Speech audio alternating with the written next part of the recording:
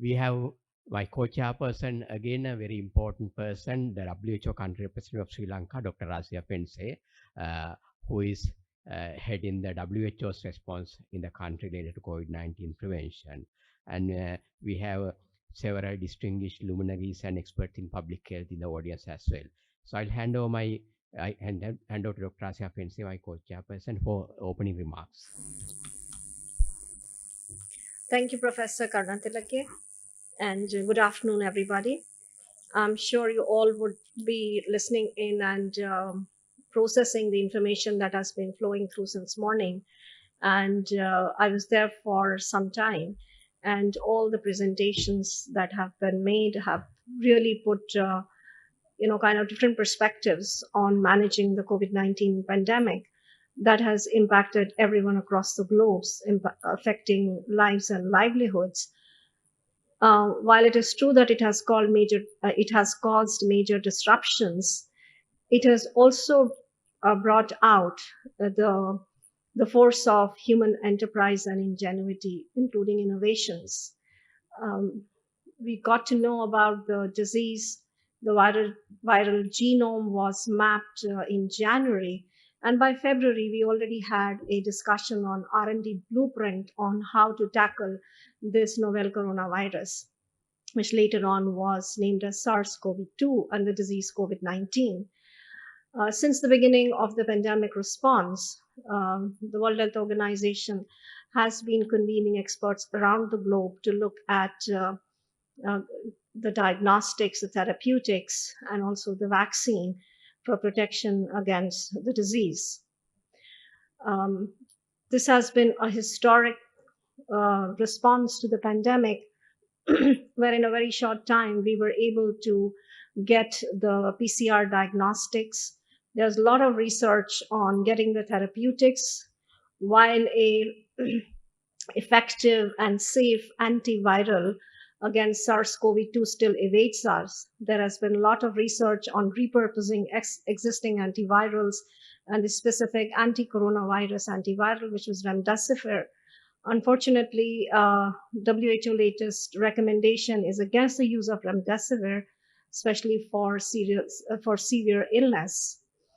At the same time, we have also seen advances in therapeutics in terms of use of corticosteroids for protecting those with severe illness, for reducing mortality, and research is ongoing. There are multiple trials, the series of solidarity trials, which all look at therapeutics, diagnostics, and of late there's also the solidarity vaccine trial. We will be listening in during this the course of this session to very important and eminent speakers who are a force to reckon with in their own fields. And we would be touching upon vaccine, the immunological basis of COVID-19, and what are some of the paradigm shifts in terms of the development of therapeutics for COVID-19. So without eating into the session and moving on to the technical presentations, may I now present Professor Neelika Malavige. Professor Neelika Malavige, currently professor in immunology and molecular medicine, also the director of the Center for Dengue Research, University of Jayewardenepura. She is an academic visitor at MRC Human Immunology Unit, University of Oxford, and a member of the Executive Committee of the International Society of Infectious Diseases. She has been working on the immunopathology and correlatives of protection on dengue, and now also works on the immune responses to SARS-CoV-2. Professor Malavige would be sharing with us the latest on COVID-19 vaccines. Professor Malavige, the floor is yours.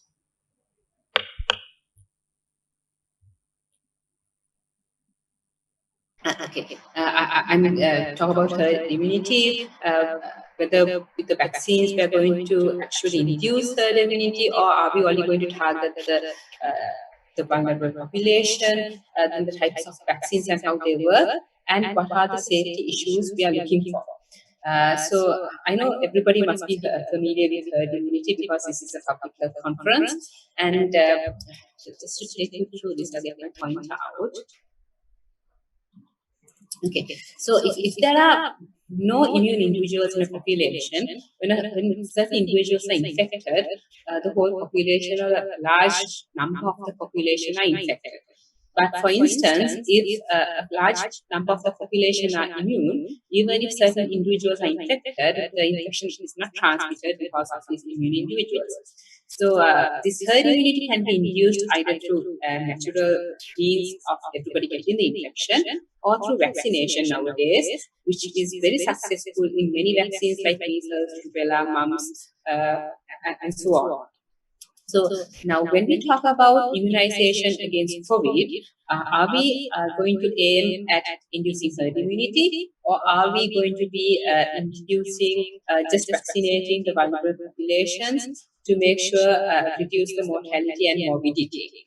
Now, how much herd immunity do we need?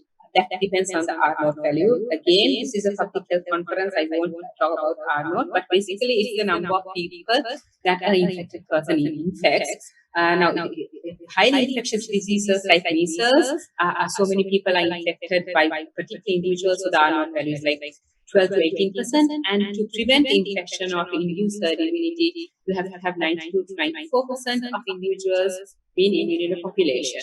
And for some infections like H1N1, because the R0 value is less, the herd immunity is 40%, which means 40% of the population need to be immune to stop the spread of infection. But when it comes to SARS-CoV-2, the median R0 value is given at 5.7. I think it differs according to various countries and various studies. But basically, for SARS-CoV-2, 82.5% of the population need to be immune to stop transmission. And so the big question is, can we achieve it? And if so, when to get rid of COVID? Now, there's a lot of worry about, not from the anti-vaxxers, but from a lot of scientists, doctors, whether how safe these vaccines are and whether we took a shortcut in unnecessary shortcuts in introducing these vaccines. Because as everybody knows, it takes a very long time to develop vaccines. You have the preclinical stage, the animal study stage, and then when those are successful, you start with phase 1, which is 1 to 2 years, then go on to phase 2, phase 3 again, which is 2 to 3 years, and then only go into production, which takes about 15 years or longer. So in this, as far as COVID-19 vaccines are concerned, we know that we now are UK is vaccinating people, and SARS-CoV and the vaccine development has been around 10 months. Now, how did this happen? Of course, some vaccines already had vaccine constructs. So, an example, the Oxford vaccine, which is Padox-1, uses a chimpanzee adenovirus, and that had already been there for the SARS virus, the SARS-CoV-1, and they had already done preclinical studies and animal studies. So the vaccine construct was here, and they only substituted the SARS-CoV-1 with the spike protein of SARS-CoV-2. So because of that, so many other vaccine manufacturers also had certain things ready that they could immediately go into phase 1 clinical trials. So in this instance, the phase 1, phase 2, and phase 3 clinical trials overlapped with each other. And while the phase 3 trials initiated, the production also started. It's a big risk, but we don't know whether the vaccines would be working. But still, a lot of people took that risk, the manufacturers, and started making these vaccines. Now, there are 10 vaccines currently undergoing phase 3 trials starting from Pfizer, Moderna, the Oxford, Gamaleya, which is the Russian vaccine, and several Chinese vaccines. Now, what is different is, now there are several new vaccine platforms that have been introduced for COVID-19, which some individuals might not be familiar with. Everybody knows about these inactivated vaccines, which the virus are formally inactivated, and this is the basis for vaccine construct for a lot of 3 Chinese vaccines. So there are 3 Chinese vaccines under development and under phase 3 clinical trials, which use the inactivated vaccine platform. And then the Oxford vaccine and the Russian vaccine use this replication inconvenient vector So it's an adenovirus vector. In the case of Oxford, it's a chimpanzee adenovirus. In the case of the Russian vaccine, it's human adenovirus. So where you insert the spike protein. And the other platform is this mRNA vaccines, which I'll just briefly talk about. So based on the type of vaccine, the storage temperature changes. For the Pfizer and Moderna, it is very cold temperatures, -70 and -20. For the Oxford vaccine, it is the regular temperature, and so is for the Russian vaccine and the Chinese vaccine. And just what do we call about this replication incompetent adenovirus vaccine? So this the Oxford vaccine, which is marketed by AstraZeneca, uses a chimpanzee adenovirus and with the SARS-CoV-2 spike protein introduced into the genome. So when the virus infects a human, the virus is the proteins are transcribed and the spike protein is expressed, so you get antibodies and T-cell responses to the spike protein. The important thing is it's a non-replicating virus, so the virus will not continue to replicate in the host. And as far as Oxford vaccine is concerned, it's a chimpanzee adenovirus. So humans have not been infected with that virus before, so we do not have antibodies against that virus, and we will not therefore inactivate the vaccine virus. Whereas there's a concern that when you use human adenoviruses, because we have been infected with different types of adenoviruses throughout our life, individuals might not actually respond to the vaccine virus well, because it might be neutralized by existing antibodies in the body.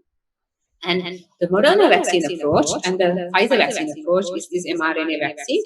So this mRNA is inside glycosome, and when you inject it into the muscles, it gets into the cells, and this mRNA is released and translated by ribosome to make these viral proteins, which is a S protein, which is expressed on the cell surface. You get antibodies against it, and it is processed within the cell and also presented to the T cells. You get a robust T cell response. And the question we need to ask about COVID-19 vaccines, and everybody is interested, is all these vaccine trials are actually measuring the neutralizing antibodies and whether these associate with protection. For most viruses, yes, such as mumps, measles, and rubella. But for some viruses like dengue, the answer is no. So where SARS-CoV-2 falls, we don't know at this moment. How do these antibodies, how long do these antibodies last following vaccination? Big question. We know that following natural infection, the antibodies wane, especially in mild and asymptomatic individuals, and there are reports of reinfection. And how important is the cellular immune response to the vaccine? Does the vaccine prevent both mild and severe illness, or only severe illness and people still get infected? And because of this waning immunity, do we need yearly boost doses? In that case, who gets the vaccine? And of course, what are the possible side effects? Now, UK approved the Pfizer vaccine, and it was shown to be 95% effective in 28 days. So, the study evaluated 170 confirmed cases, of which 162 in the control group. So, the data looks quite promising. There were 10 severe cases, of which 9 were in the placebo group, 1 in the vaccine group. But no results have been published in any peer-reviewed journals. But I think after reviewing the data, existing data, the UK government decided to go ahead. I believe many other countries are reviewing it. But after the initial announcement on the 9th of November, 11th of November, Russia also came out and said that this vaccine is 90% effective.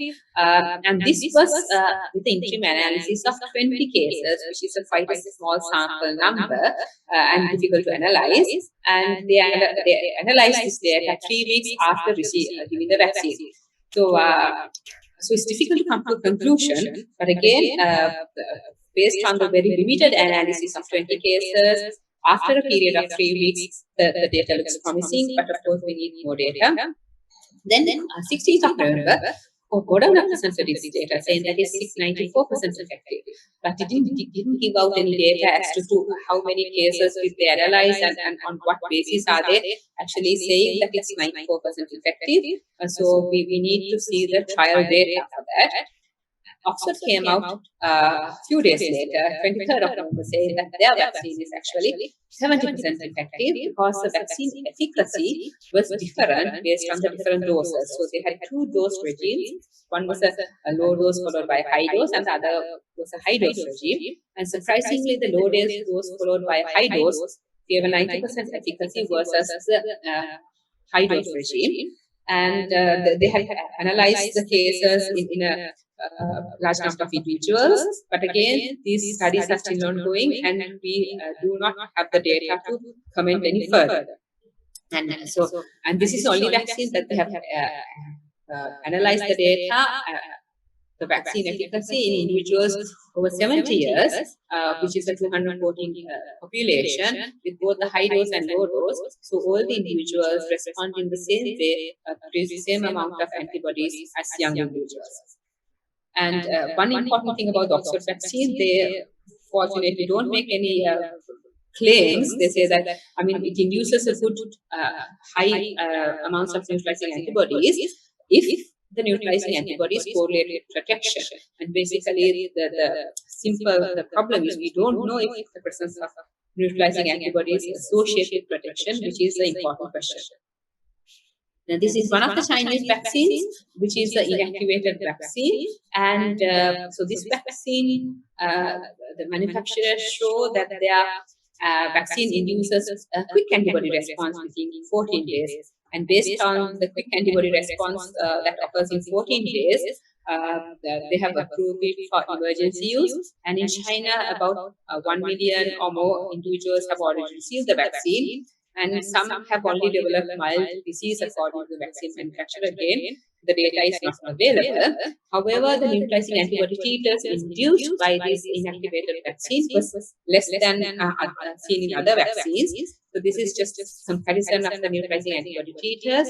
And the titers were in 1 into 300 at least in that range for the other vaccines. But for the Sinovac, which is the inactivated vaccine, Chinese vaccine, the neutralizing antibody titers were less. We don't know whether that means it's good or not, because we don't know whether neutralizing antibodies correlate with protection in the first place. But anyway, then coming to the questions, who gets the vaccine and when? We know that all the 7.6 billion population cannot get COVID vaccine in January or whenever the vaccines are approved by the WHO. So then, of course, who gets the vaccine and when depends on, of course, you have to give to those who are most at risk and the vulnerable. Depends, of course, on the availability of the vaccine, availability of cold storage facilities. For instance, in countries like Sri Lanka, it is difficult to get down the Moderna or the Pfizer vaccine, which needs -70 or -20 cold storage, because it would be difficult to distribute them. And the funds, how much funds are available to get these vaccines down to Sri Lanka or in the country. In Sri Lanka, of course, we are getting 20% of the population, vaccines enough for the 20% population through the COVAX program, which is very promising. Then other questions regarding who to vaccinate. Of course, these questions we need to answer somehow or at some day. Whether you should need to revaccinate or vaccinate those who had already had COVID-19. So if somebody had already had COVID, PCR positive, should they be vaccinated? Should you need to check antibodies before the vaccination? Because a lot of people will get asymptomatic infection. So is it cheaper to do antibody test and vaccinate? Is the vaccine not effective if they have antibodies? Is it necessary to vaccinate if they have antibodies? Questions. And should children be vaccinated? Because none of the trials have included children less than 18 years. And of course, children, when you look at the data all around the world, most children have not had the infection, and the mortality rates are extremely low in children. So some of the questions. So just to summarize, there are many vaccines, 10 vaccines undergoing phase 3 clinical trials. The interim analyses, which were presented to the scientific community through press releases, looks promising. They have not been published in peer-reviewed journals, so that's only communication everybody has is through the press releases. And once they are, of course, published, everybody will be able to draw better conclusions. And given that this virus also goes into animals and infects animals, and given that the immunity might not be long lasting, the question is, do we go for herd immunities to stop transmission, or do we vaccinate the vulnerable? And how this COVID vaccine will change? Will it be another flu vaccine? Those are questions that will unfold in the future. Thank you.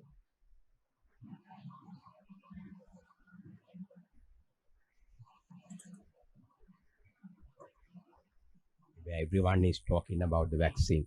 Now we'll be moving into the basic sciences, immunology, because it would be very important to understand the immunological basis to understand about the vaccine and the therapeutics also.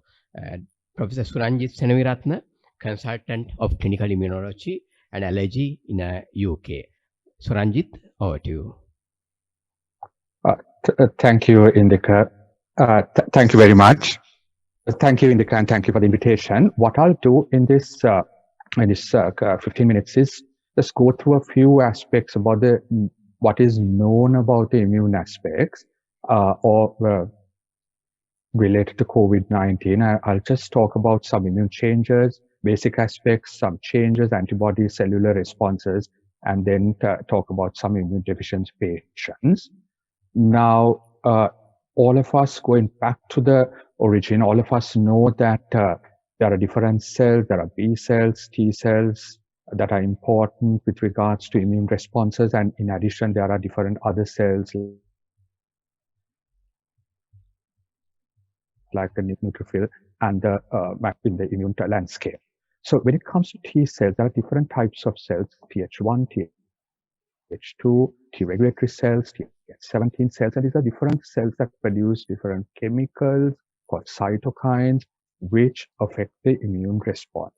And if you look at this figure, you have the antigen presenting cell, which recognizes the organism or the sort of danger signal, and then it stimulates the production or integrates into a T cell and a B cell response. So you have the innate immune system, which then goes on to the adaptive immune system, and the T cells will produce cytokines, chemokines, etc. And the B cells, with T cell help, and in most instances, would become plasma cells to produce immunoglobulin. So there are two pillars of the immune system: the immunoglobulin pathway with the B cells, and then you have the T cell responses with cytokines. When it comes to SARS-CoV-2, this figure has been known to many, many people, and everyone is quite aware of this. You have the spike protein, nucleocapsid protein, envelope, membrane, etc. And have to remember that the spike protein is only one of the structural proteins in SARS-CoV-2, and there are several other proteins that we have to take into account, especially when it comes to the immune response. And this is a sort of schematic comparing SARS-CoV-1, 2, and MERS viruses, and you can see again here you have the spike protein, nucleocapsid protein, etc., which and the domain structure of the different genes and then producing the protein. So this is the gene structure. Next, we come on to looking at the immune response in a patient who has SARS-CoV-2. You have, well known, it has been well described that there's a lymphopenia, and the most severe disease have greater lymphopenia. There's T cell activation with different cytokines being produced, that's down here. You have T lymphocyte dysfunction, you have increased neutrophils, and there is effect on other cells of the immune system, together with a big overdrive of cytokines. And these are the different cytokines that are given. Just note down IL-6, etc., IL-6 TNF alpha, and then there is increased antibody production as a response to the SARS-CoV-2 infection. Now, the important thing to remember is that in viral clearance, you have one set of cytokines, including the interferon gamma pathway cytokines, and in a dysregulated function, hyperinflammation, you get a whole range of other cytokines which can cause hyperinflammatory effects. And the question that came into this process was, can we try to neutralize the immune system, the immune response at this stage? Because are we Is there an increase in cytokine response, etc.? And can we dampen down that response to prevent pathogenesis or pathology occurring? Now, very early in February, when it looked, so one of the important things to reduce hyperinflammation is steroids. And very early, there was an article in the Lancet which suggested that steroids should not be used in this group of patients because, as it was pointed out, that steroids were not effective or produced a poor response in several other infections in the past when it comes to viral infections. However, data came out and the recovery trial found this, that when the administration of systemic steroids to reduce was beneficial compared with usual care of placebo in a group of patients to reduce 2018 mortality. And this is so far the only treatment that is coming to dampen down the immune response, because most other treatments have been not very effective. Next, we come on to a drug. I told you about IL-6. They tried tocilizumab, which is IL-6 inhibitor, and they found that it not to be effective in a double-blind placebo-controlled trial. However, there's another trial that is ongoing, which is testing this, but the first trial found that it was not beneficial. Next, it was, can we give certain antibodies, certain neutralizing antibodies, if you can pick it up? What vaccination is one method of producing antibodies. Could we get antibodies, specific antibodies, and give it to the people who have COVID? And there are two antibodies that are used at the moment, the Lilly antibody and another antibody. And this was the trial using the Lilly antibody, which again was found to be beneficial in mild to moderate disease, but not in severe disease. So that's an important consideration to be made, because the Regeneron antibody 2 was stopped in severe COVID, but it can be used in mild to moderate COVID. So again, this is in a selected group of patients looking to see whether we can affect the immune response that occurs in SARS-CoV-2. And finally, convalescent plasma has been used in many, many centers, but the first important trial that came out was there was no significant difference in clinical status of mortality in patients who received as well. But again, there are several trials that are ongoing and more data will be coming in this pathway. So ultimately, when we look at this response, many of the drugs have not been very, very effective in COVID-19, and that's where vaccination comes into focus. Steroids are being used. And if we quickly look at the immune response that occurs, we have innate immune response, adaptive immune response, and then you have the memory T cell and the memory B cells together with the plasma cells producing antibodies. And these are the sort of schematics that are produced with regards to the immune responses present in SARS-CoV-2, following SARS-CoV-2. And then if you look at this, you have IgG and IgA, M and A response, and then IgG response a bit later. And some people, it just comes just before the IgM response, and then you have a CD4 and a CD8 response, and you want there to be memory. There has to be memory if you're trying to prevent a second infection, or if you want to have good vaccine responses, and that is what is being assessed at the moment. Now, quite a lot of studies have been published in this area in the last few months. There's one study published in Science where they have done deep immune phenotyping of COVID-19 patients. They have been able to immunophenotype, categorize them into different categories, because based on the different categories, we were to intervene in a more specific way to be able to control the immune response and to harness the good parts of the immune response while knocking off the bad parts of the immune response.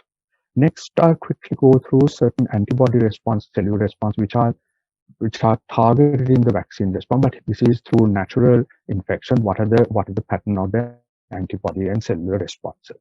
So if we look at antibody responses, the early study showed that there were humoral immune responses to SARS-CoV-2. This was a study in Iceland, and over four months, the responses appeared to persist without dropping off. However, another study was published in subsequently in Nature Medicine, which showed that the antibody responses followed the pathway as shown in the figure, and there appeared to be a slight waning of the immune response as time went by.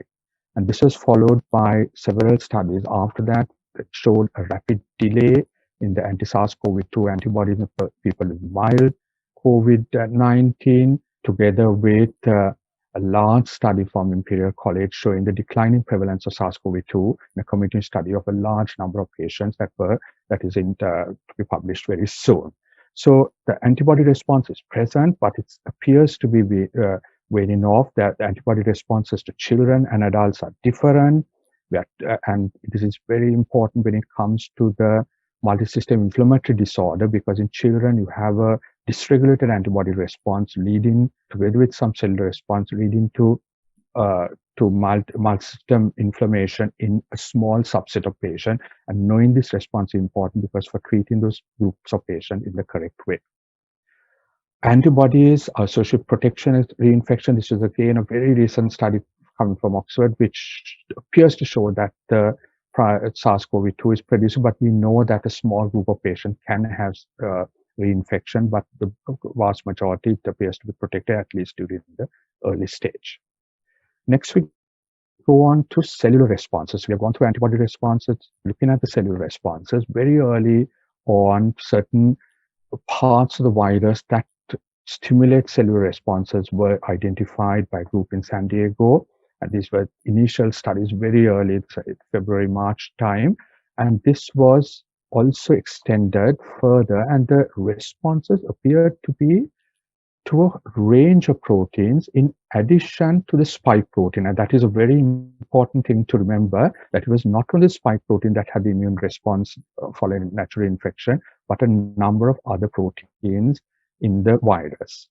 And subsequently, two studies showed that the T cell responses were not only present in patients who had COVID-19, but was also present in those in healthy control. So there was cross-reactivity with possibly other coronavirus infections that produce common cold, etc. And these were two important studies which showed that even healthy donors, a certain percentage of healthy donors were having these antibodies that cross-reacted with SARS-CoV-2.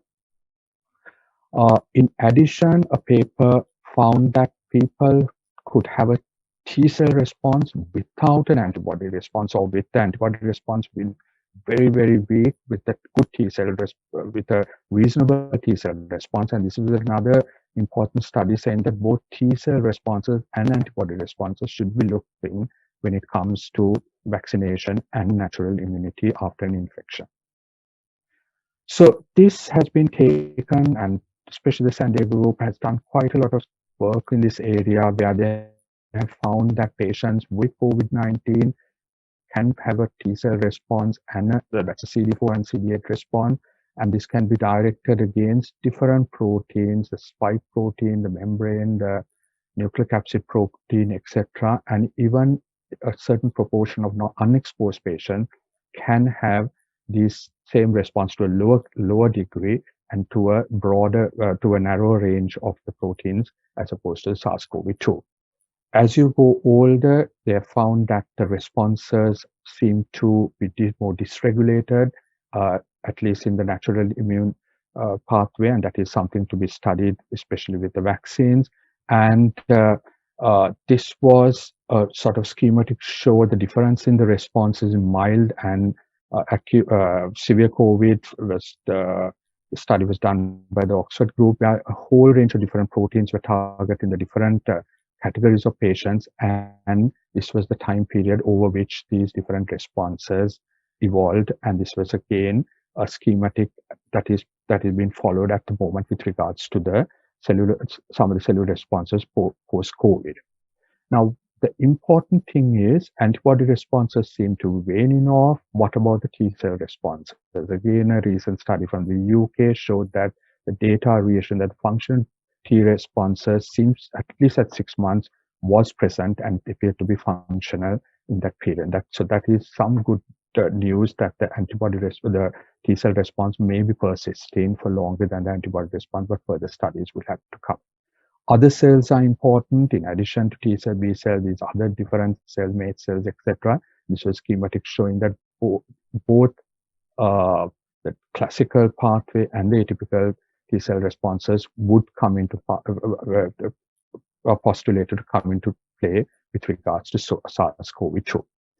So basically what I've done so far is spoken to you about the basic aspect, the immune changes, and that steroids appears to be the only drug that is having some clinical role, while the others are only in selected groups of patients. Antibody responses about the waning pathway, the cellular responses to a range of different proteins. And finally, just 2 slides to talk about immune deficiency, because that is a group of patients that we deal with, especially primary immune deficiency and secondary immune deficiency. What is that? What about those patients? Should they be? What is the level of sort of isolation that they should be going into, etc. And we have a whole range of immune deficiency condition, especially this was a study done in the UK, which showed that both primary and secondary antibody deficiency patients could display greater morbidity and mortality. This was a small study, but is in progress at the moment. And the important thing is that the secondary antibody deficiency patients were the ones that appeared to be showing a greater propensity to issues like severe morbidity and mortality. There was another different study that was published recently, which again showed that quite a few patients develop mild disease, but there are some others who develop more severe disease, and further studies are in progress. So this is a quick run through of telling you about basic responses that we would see following an infection, a viral infection, which has taken over the sort of world and changed things quite a lot over the period of time.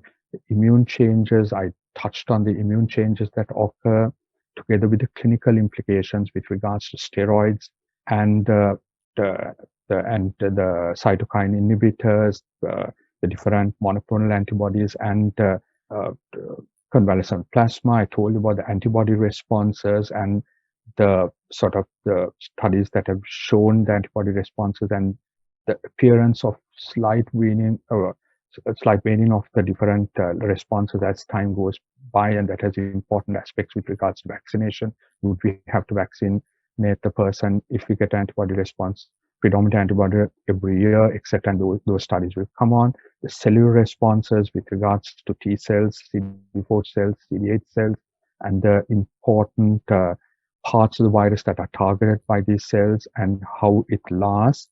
And then I touched about immune deficiency and the importance of targeting both primary immune deficiency patients and secondary immune deficiency patients.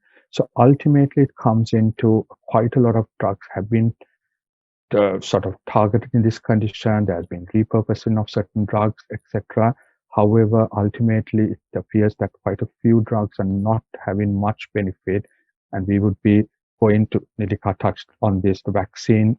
I think that's the important with regards to global vaccine landscape, number of agents, and everyone is holding their breath with regards to the vaccine, being able to bring this pandemic under control, together with the other responses such as adequate social distancing, masks, etc.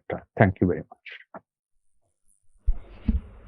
Thank you very much, Professor Seneviratne, for a very enlightening talk covering the whole gamut of the immunological responses and how they have been used for the therapeutic research until now, and what the implications are moving forward.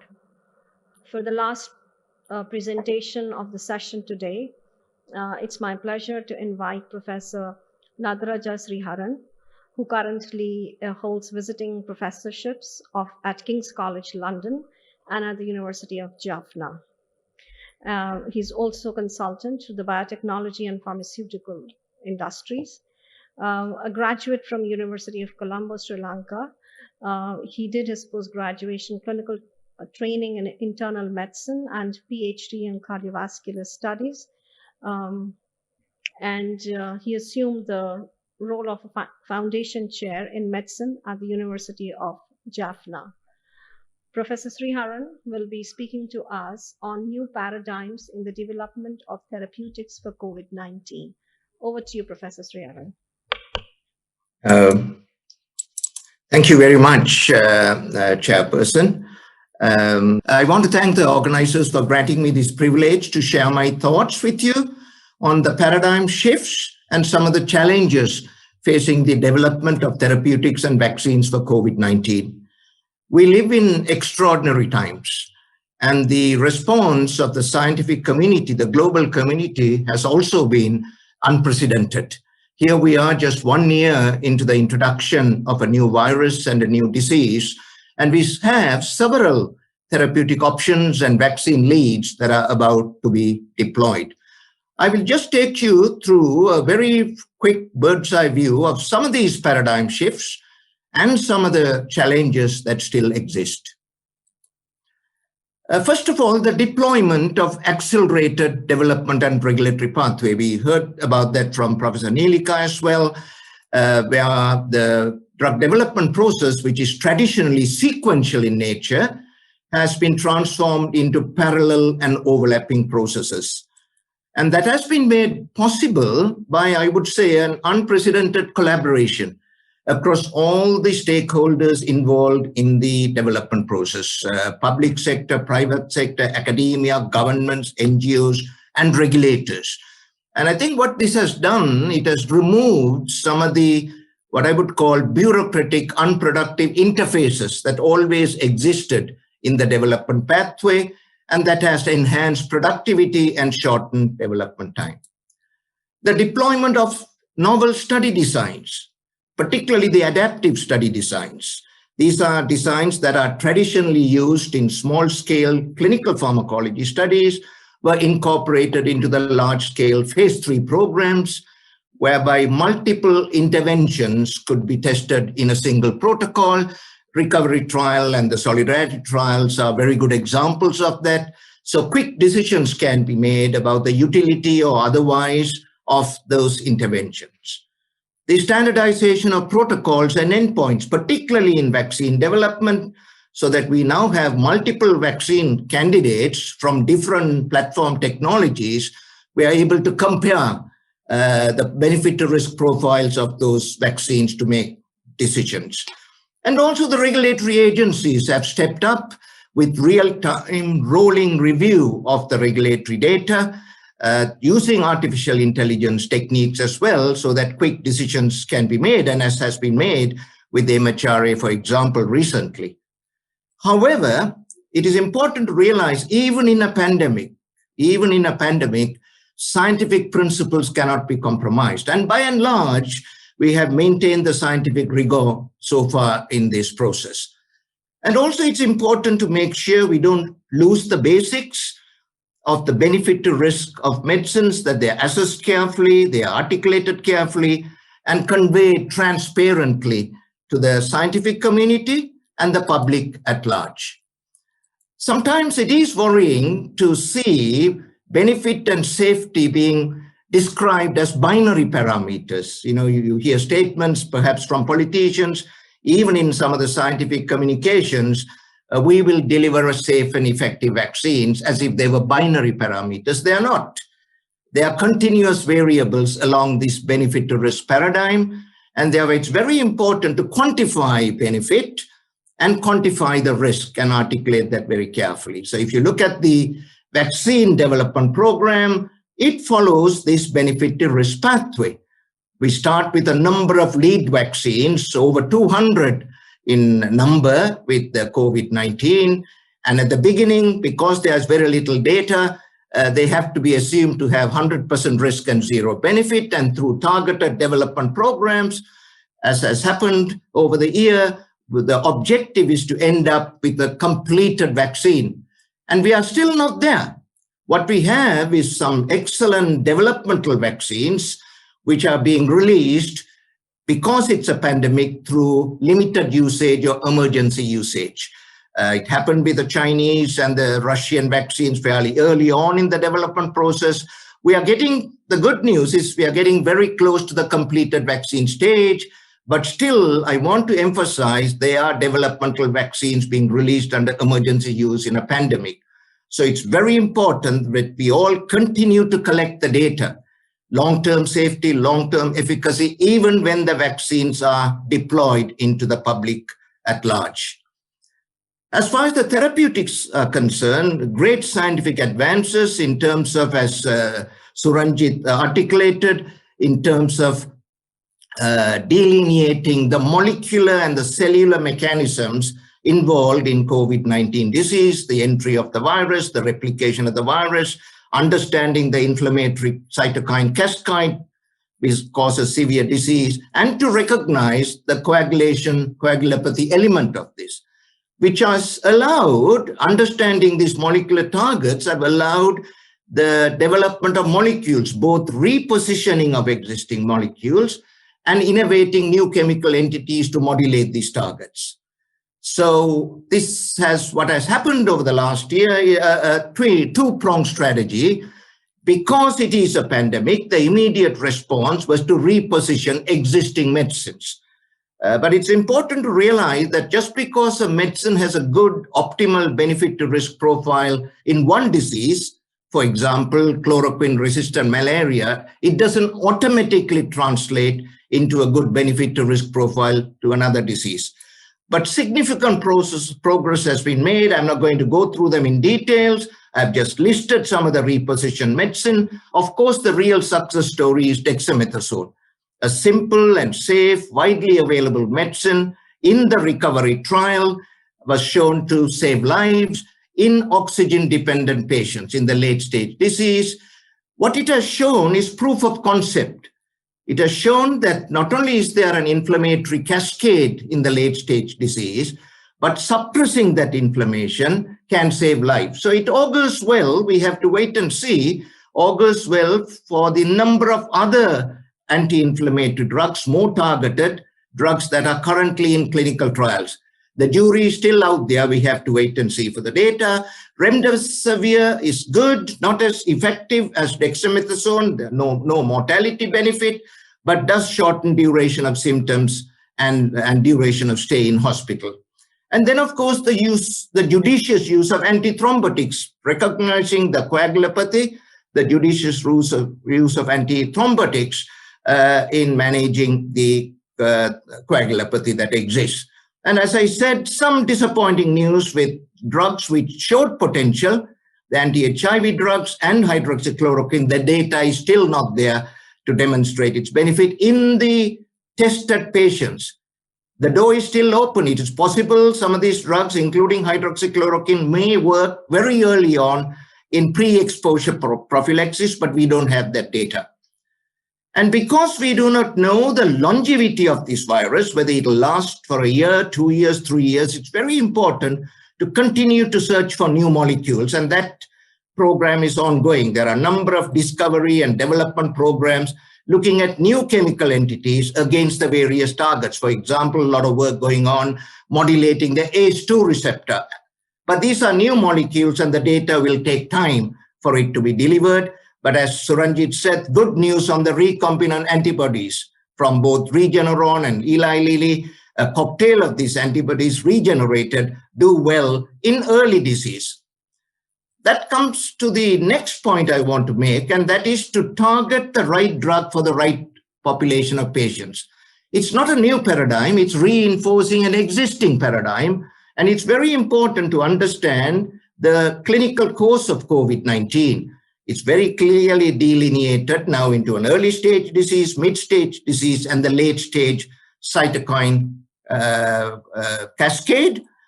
And therefore, I call it the Goldilocks syndrome. Like in the story of Goldilocks and the porridge, not too hot, not too cold. Here it's a question of not too early, not too late. Very important to target these drugs, both in clinical trials and in clinical usage, to the right population of patients. So antiviral drugs like remdesivir and the monoclonals early on in the disease, because there is no benefit if you give it too late, and the anti-inflammatory drugs like dexamethasone late in the phase, because if you give it early, the recovery trial showed that there was trend towards increased mortality. You don't want to suppress the inflammation and immune response early on. Similarly, antithrombotics to be used very carefully in patients who are at risk and who demonstrate the coagulopathy. But it is very clear that no single drug is going to be a game changer. You know, it's almost like the HIV paradigm. we already know that it's very likely we will need a cocktail of drugs, bespoke to each patient based on their clinical spectrum or clinical symptoms, will be the way to manage these with these patients.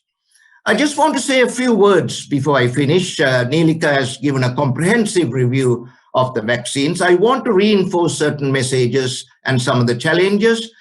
One of the reasons we have had a vaccine nearly developed in 1 year's time, before that the fastest development of a vaccine was the mumps vaccines, took 4 years. In addition to the accelerated development pathways, the investment that has gone on into novel platform technologies over the last 4 or 5 years in developing vaccines for the SARS, the MERS, and the Ebola virus. So we had a cassette record. I call it a cassette recorder was ready. And it's a question of slipping the cassettes in. And that's one of the main reasons why we have so many new technologies delivering vaccine candidates quickly. However, global pandemics need global solutions. You all know this as public health professionals, and we need a number of vaccines to vaccinate the world. Again, therefore, good news, there are several candidates in the portfolio.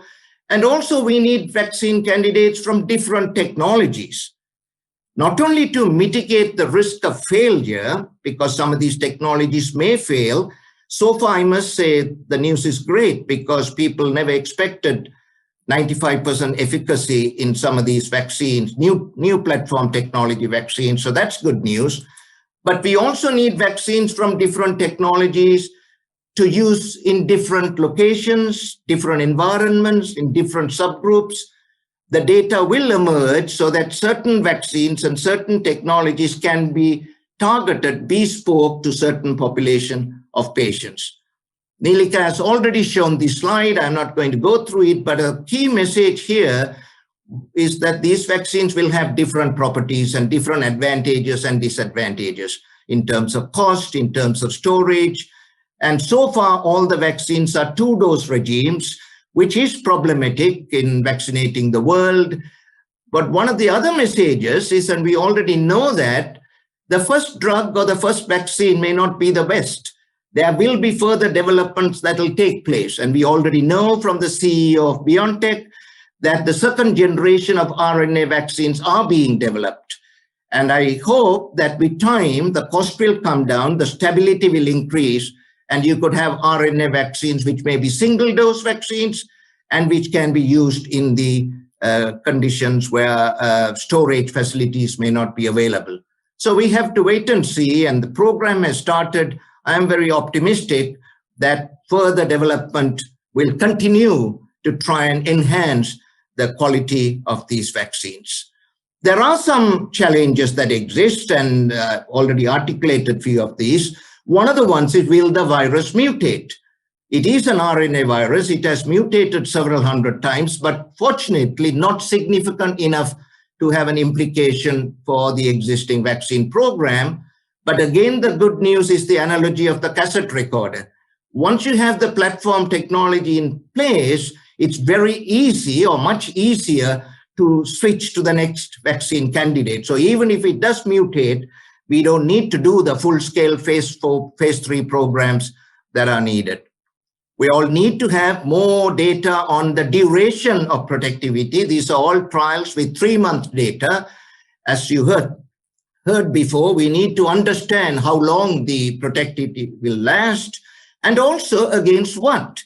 At the moment, we have good evidence that the vaccines that I've reported are effective against clinical disease and also appears to be effective against serious disease. Small numbers of patients, but we need to await the data whether they protect against transmission.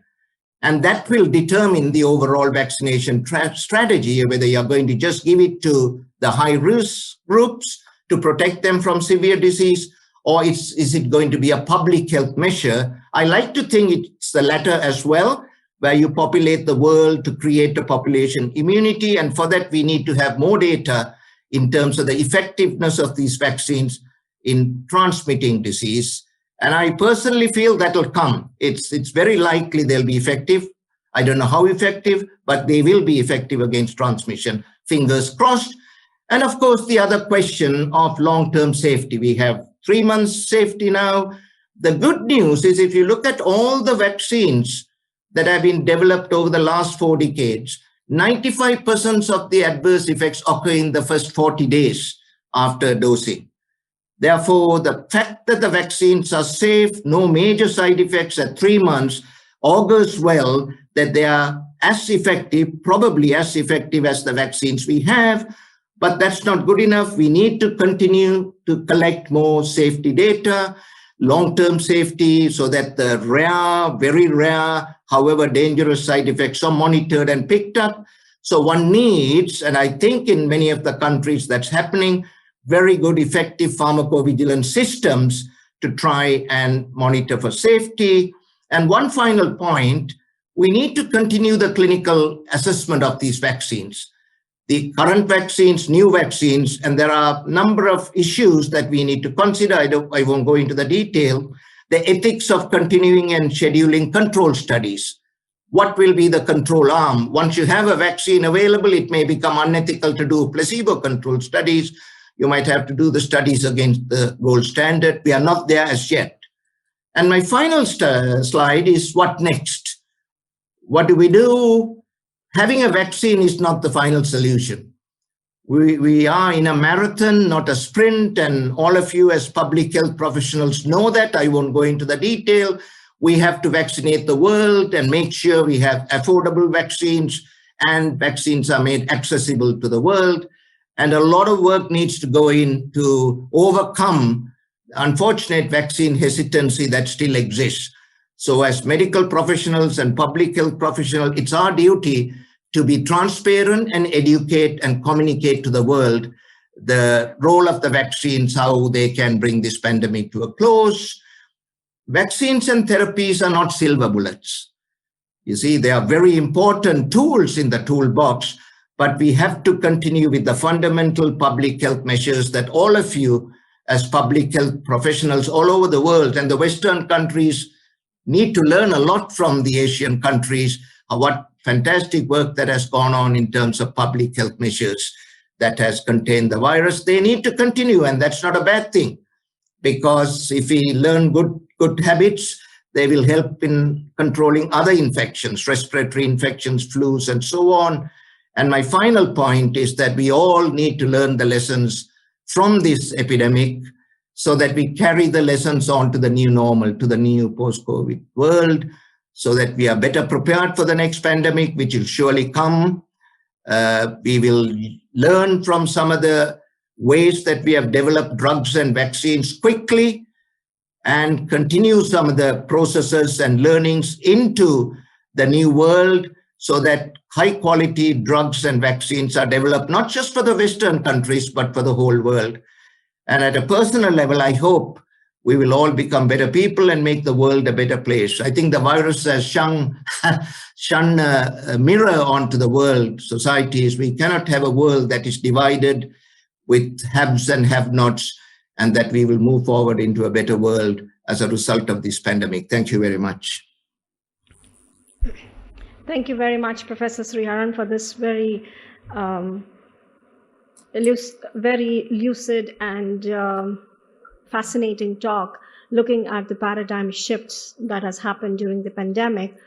And unfortunately, we may not have time for taking questions, but as Professor Karunatilake said, please put in your questions in the Zoom chat, and hopefully in the proceedings of the conference, some of those questions would be answered.